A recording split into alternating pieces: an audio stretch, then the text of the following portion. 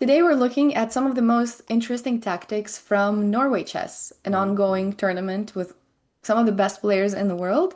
And I thought it's always a fun tradition that we have to review some tactics, try to solve them ourselves, and look at both some easy tactics that happened and also some really hard and complicated tactics that occurred in some of these games. I love it. Let's dive right into this for you at home. Of course, this is a lot of fun. You can check out the tactics in the article, of course. But yeah, try to figure it out on your own in your own tempo. You can also always stop the video and think for your own. It's a good training to get the tactics a bit better. I see the tactic immediately here for black. hmm It's gonna I go hope. from easier to Yes, harder. very good. So I think we just give a check on e3 with the knight. Exactly. So this was a game between Sarah Sadat and Vaishali. So it comes from the women's section, and this one was ended off with 93. Like you said, this is an instant killer because you cut off White's queen from f3, Mhm. and White resigned because of 93 and queen f3. Good. Let's go to the next one. I think the next one you also might have seen before. So this is Wei Yi against Magnus Carlsen. And Carlsen is playing with black. He is was slightly worse at some points earlier, but here he finally reached an equal position, and he has many good moves available. But the one that he does is rook to c2, which ends up being a blunder. Why do Oh, you think it would be a blunder? well, maybe because you can take the rook. No, okay, of course. Then black would take the rook back. Yeah, this one Hmm. is approximately equal.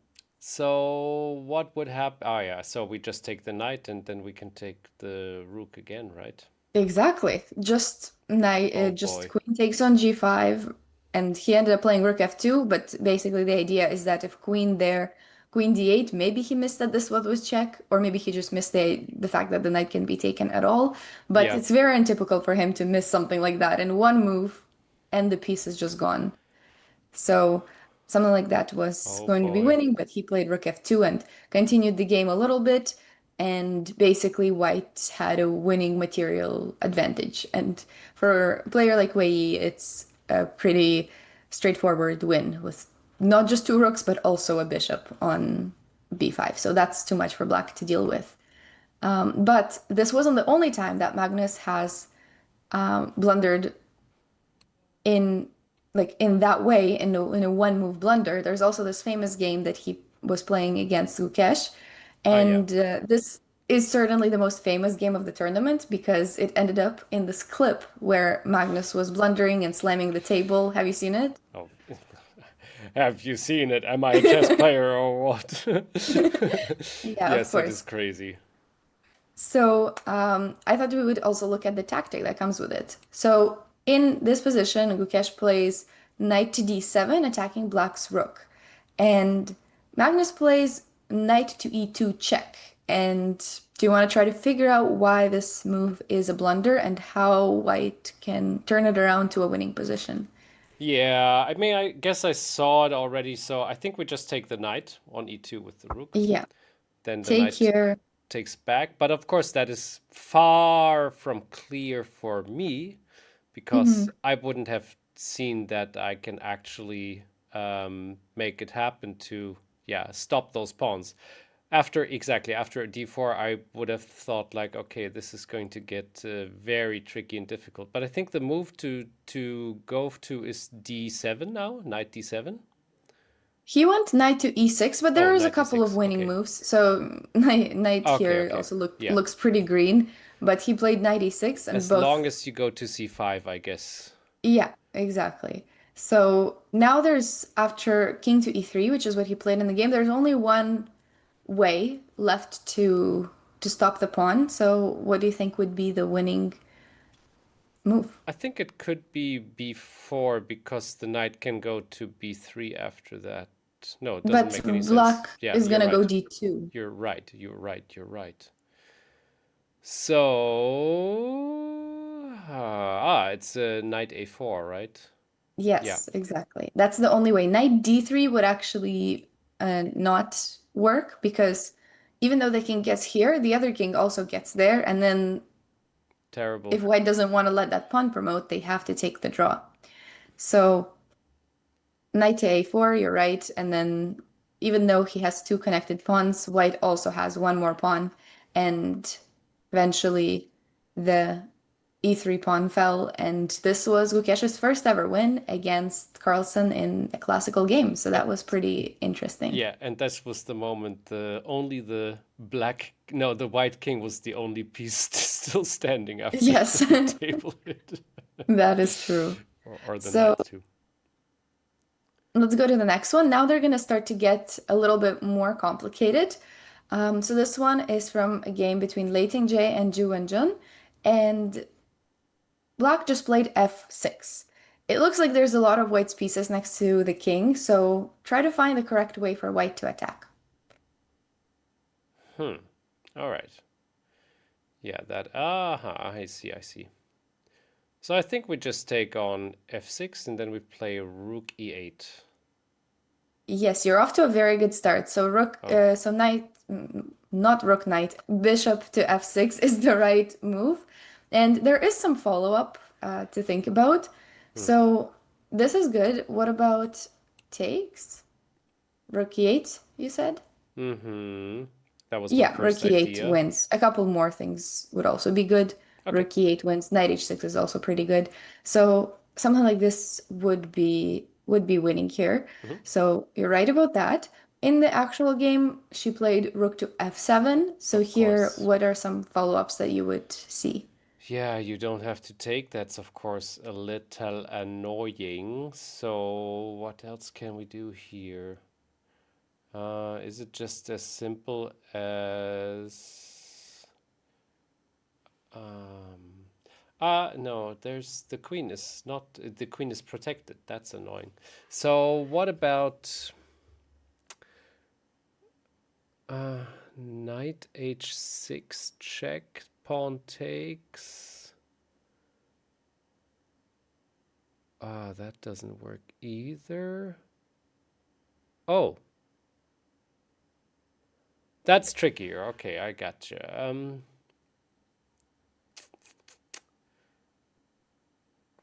Okay, one last guess, and then we have to continue. Otherwise, I don't want to delay Don't worry. everybody else here. It looks so much as if there's so many things working here, but I A cannot lot of just. things are Yeah, working. It yeah, doesn't mean there's only one right one. I would say maybe three moves are working. yeah. Okay. I mean, is anything happen? I mean, it's not very straightforward, but is anything happening after Queen G5? Oh, Queen G5 wasn't one of them. Oh, Um, oh no. but maybe this? Maybe this. Maybe this. Yeah, but I mean Damn. there's still some stuff to look at, but I do think that black just gets a piece there. But there's a few moves, like you said, so many things could be winning here. Some of the options are knight e7, rook e7, knight g7. So knight g7 was Oh, probably what? one of the best ones, but it's also not the easiest one. So rook g7, of course, isn't possible No. because the rook gets in. But if king here, then the knight also joins the attack. And something like this, with a fancy knight d8 move in the end, would basically be it for black. That's rough. But in the game, knight e7, probably the simplest one. And then after the bishop recaptures, rook recapture was also good. White nicely got rid of the pin with knight to d3. And this game went on for a while. We won't look at it, but Lei Tingjie managed to convert a very interesting endgame with Hmm. some difficulty, but that's what makes it nice too, because they got into a bit of time scramble later. Huh, okay. But yeah, bishop f6 was the move that I was looking for. So now let's go to Caruana against Nakamura game. This one was also pretty interesting, and after a very, very long game, they got to this endgame. So two knights for black versus a knight and a bishop for white. And here Caruana plays knight to a4. Looks like a normal move, but this ends up being a losing blunder. Although on seconds, it's not super easy to figure out why this move isn't safe. So what do you think Black should play in such an endgame? Ay, ay, ay, ay, ay. What can black play here in such an endgame? There must be something. Boom, boom, boom, boom. Whoo, what could it be? Huh. Okay, some thoughts. I thought about knight to h5. I thought about knight to e4. I mean, h5, of course, we attack the pawn on g3. And with knight e4, we might deflect the bishop away from the square b5. And I wonder if that plays a role. Okay, so here's the idea. I think both might be wrong because right, because for once we can get our king to b5 and b4 and attack the pawn on b3. On the other side, g3 is attacked, so the king has to help out on both sides. Yeah, Yeah, so you got like basically the right idea. the Knight gist of it. h5, it wasn't the winning move because king f2 and it holds more or less for white, but knight e4 is the right move, and this is the only winning move. Oh, The okay. reason for that is that it's hitting the g3 pawn, so the only hope that white has would be to recapture that knight. And of course, after they recapture, which one do you think is the right pawn? Haven't thought of this. I would say f takes e4. Yes, you're right about that, Like because this. this opens up the Yeah. f5 square, and that's actually the winning idea in this endgame, and Ah, the reason why knight e4 was winning there, because if let's say if white had played king to e2 earlier and didn't move away the knight, then basically if the knight were to be traded for that, it would still hold for white, and it would still be more much more drawing chances there. And it's okay. a pretty simple draw there. But because this whole thing happened and because it's knight versus knight, it really matters whose king and whose knight is more active. And basically, you mentioned the b5 square. That's for sure something that black wants to do, but white prevented it with knight to c3. Mhm. So now knight to f5 happens, and the knight hits two white pawns, and that forces the king to go to f2 and stay there forever. Because if it moves out, one of the pawns is gonna have to go. It looks like it's holding for now for white, but really it's not because one of the pieces has to move, either the king or this knight, and that allows, either the pawn to be That taken is or so crazy. Yeah, the king to that's invade. such a cool So tactic, actually. yeah, and it's a bit like more complicated than just a one move tactic, but it's just finding this winning confirmation. So the knight has to move, and that allows the king to invade, just like you said. So every option doesn't really work out for white. They tried to do this to gain the pawn back, but this king just got in even more and ended up Oh, capturing on e3, and this was winning. this was too much. Yeah. So in this position, this was Arjun against Wei Yi again, and I really like this one. It was a bit it was kind of subtle, even though it's a one sort of a one move deal, but it was a nice tactic as well. So in this position, as Black, Wei Yi plays King to E7, and this is very unfortunate because after he played 16 correct moves in the opening, one wrong move just lost him the game. Welcome He to should have chess. played king to f8. This is kind of, I don't know if this is theory, but this has been played before by a couple of players, so this would have been the right way to continue. And, things are complicated after something like this. But in the game, he plays king to e7. Can you find the move that makes this move wrong? I doubt it, but I will try. So, what are the threats here? I mean, the king went out, so of course the black squares are a bit more vulnerable. It's actually not really about the king in this. That's like a big hint for this tactic is that it's not going to be about the king. Oh, I see. I see. I see. I see. Yeah, that's a big hint. So I mean, yeah, this is something to look forward to when you try to solve tactics. Also, how do the other pieces look like? So yeah, we have probably a chance to capture the queen. That Hmm. might be an option here. So But right now, just this knight on d6 is attacked, so that's kind yeah, of the priority. yeah. Um, e5, knight takes. But what could we do Five then? is a valid thought, and rook c7 looks really good, but Yeah. there's rook d7, and Oh. that's black is consolidated. Hmm. That's interesting. That is interesting.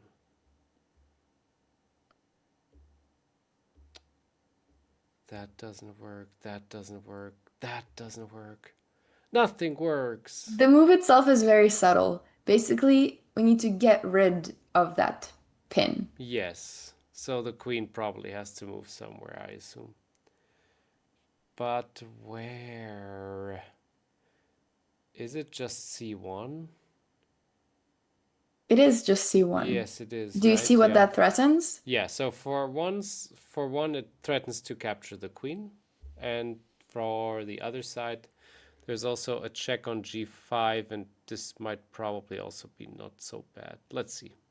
Yeah, for sure. So this move is really good because now the knight is free to go on the next move because rook a3 is a huge threat that's going to be played That's cool. if black captures in any way. Hmm. So in the game, he played queen a4 instead to try to save the queen, but now this knight was free and it managed Oh, to not just escape, but also do even more damage. And here, the funny part is that if the king was on f8, I feel like this would be just such a great position. The knight would come to d4 and, you know, things are great. But unfortunately, there's this queen g5 check that just ruins the whole thing for black, and there's no oh, good response. So if only the king was somewhere else, maybe this would have worked out. But yes. he ended up winning piece through knight a6, Hmm. and he converted the rest pretty convincingly. Quite strong. Um, this one is an endgame as well. So after the move b4, there are a couple of options, but I did want us to look at sort of this endgame maneuver. So, what do you think about the position and how does black play? What do I think about the position? It looks as if black has tiny bit of advantage. I mean, there's a pawn more to Yeah, start with. yeah. And yeah, but for how long? Because of course b4 is interesting to loosen up the pawn structure a little.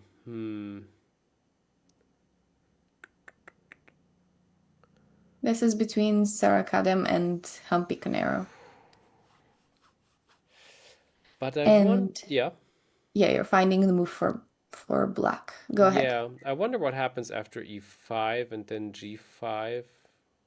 Not much Yeah, so actually. e5 is a valid thought, and that's um, some version of that has happened in the game. Hmm. But actually, what ends up happening is that you want to keep the pawn structure that way because your pawn on e6 is a good pawn Yeah. that cannot be attacked. But her pawns that are doubled can be attacked. So you kind of want to keep that pawn on f4 if if you can, and if we want to talk about trading these two pawns. Uh-huh. So But bishop e3 just looks so bad. No, not right away Yeah, because okay. there's a problem on a5. So we just take first, of course, then. Yeah, you can e4. take first. This move wins as well, but for a specific Oh, reason. Um, what? I'm what the different move that I was also that is another option that's I don't know if you even considered this, but it's a move that perhaps not. she spotted in the post-game interview. I don't know if she spotted it during the game. Uh-huh. There's also the move b5, which is very complicated, but it's a really nice endgame idea, Whoa. which basically it's a trade of pawns. If they ever take like this, then we take like that, and it's a trade, and this pawn is nice. I mean, both of them are gonna stay alive probably, but it's kind of hard because this bishop's position is much better. Yeah. So this is a possibility, and this would be basically winning for black. But there's also a takes b5, in which case a4, and once again this pawn is strong, and these doubled pawns don't really mean much, because if the bishop wants to move, they're gonna have to sacrifice one and put the bishop on that side, and after that, there's this endgame is also winning with some, of course, difficulty, but it's basically just a fancy way of trading pawns and making sure that this bishop always stays defending that pawn. So sophisticated. Yeah. But after this, which is what you found, this is still winning, but you would need to find Hmm. the follow-up move to it. Well, I've thought of bishop e3, but then after bishop d6, I don't Yeah, think I can make anything happen. that's So, what about... Hmm.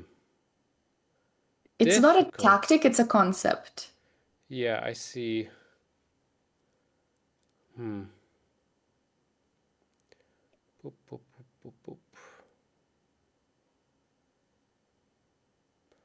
I don't know, Svitlana. My endgame skills are Don't worry, that's unfortunately. why we do this. So Okay, basically, in this endgame, you want the majority of your pawns to be on the light squares, right? Because that way the opponent's bishop can't attack them, but your sure. bishop can attack the opponent's pieces. So the winning move is h5. You Ha. keep that pawn on h4, and the pawn on f4 stays a weakness. So basically, that just makes a big difference in terms of you keeping this king locked to that pawn there. Okay. And you want as many of your pawns as possible on the opposite side of the bishop. And after that, you maneuver the black king around, try to win stuff, um, either on the queen side or on the king side, depending on what white does. But this was the winning move. Um, she plays e5, and that kind of spoils the winning position, but she did end up winning a little bit later after black also missed their chance. Oh, So maybe we do the last one. poor Sarah Sadat. She got so many nice tactics against her. Yeah, that's true. But no, she did have some nice games as Yeah, well. good. It just happens that these are the tactics. Okay, this one was between Magnus and Hikaru, and it is white to play. Fresh out of the opening. Yeah, Okay, this is the final challenge. yeah. Let me try to solve this. Wait, it's white to play? Isn't there just a bishop hanging on b4? Oh, A5, sorry. Thank you. A5 black Okay, played, I and this thought is I white just played. found it, and I thought, like, it's not that hard this time. Let's go. Yeah, bishop B4, no. Ah, No. damn it. Okay, okay, okay. Well, if we take with the knight on d7, the knight has to take back. That's a fact. Yeah. That's a good thing. Oh, I see where this is going. Mm-hmm. So, what? Okay. If we take the bishop and then we take the knight, our knight away to b6, the rook has to take on a1. We take back and they take back. That doesn't work. Oh, there's so much to see, isn't it, dear Mm-hmm. viewers? My goodness. Hmm. Boom, boom. Bang, bang. Dang, dang. Poof. Oh, I so want to solve this now. Okay, I'll just think for a couple of more seconds, Yeah. and No, it's you'll see. It's maybe not as complicated as you oh, think. oh no, I hate it when you say that. That makes me always feel like a little It's bit. as complicated as you think. Ah, good, great, thank you. Much better. Bum. That no. Boom, The boom, move itself boom. is hard to see because you would think it's unnatural to do that. Unnatural to do that. Oh no, I cannot solve it. No, no, no. Look at My all the captures. tactics.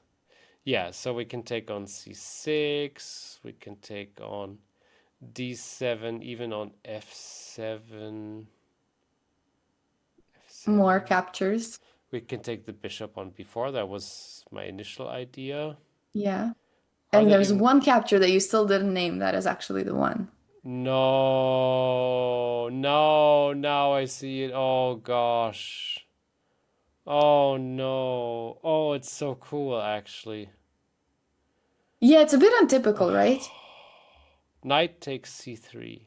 Yeah, this is a peace sacrifice and Wow. it cannot be taken. So in the game, of course, he didn't take, but if ever the bishop takes here, knight to c4, and the black king is just in a lot of trouble So because knight to beautiful. d6 is coming next. And there's, even if the queen moves, knight d6 still is decisive, Yeah. is going to be decisive because of the open checks later. So yeah, this was the tactic. In the actual game, he went castles, and there ended up being a complex game, and Magnus ended up winning.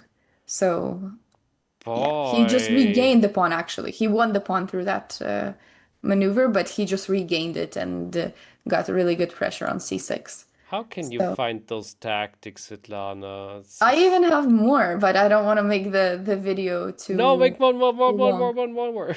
One more. Yes. Do you want?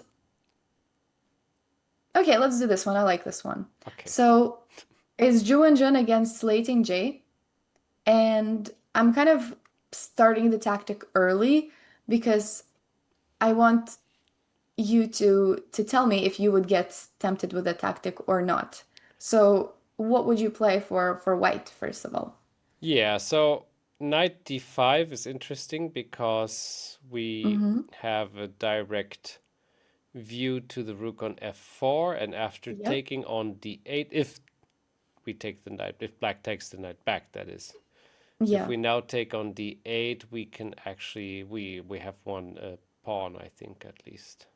Yeah. And that is probably exactly what Ju Wenjun thought when she was playing that move. And But it is true that she temporarily has that extra pawn, but what response does black have? you won't believe it, but black's response is really, really rough and cool. Well, black actually... I love the stalling maneuver that you're doing.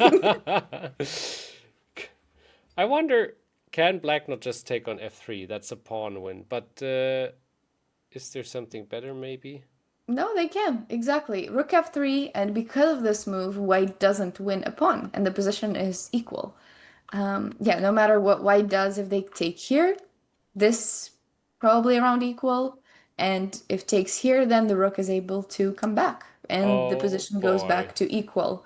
So the game was once again very complicated, very long after that.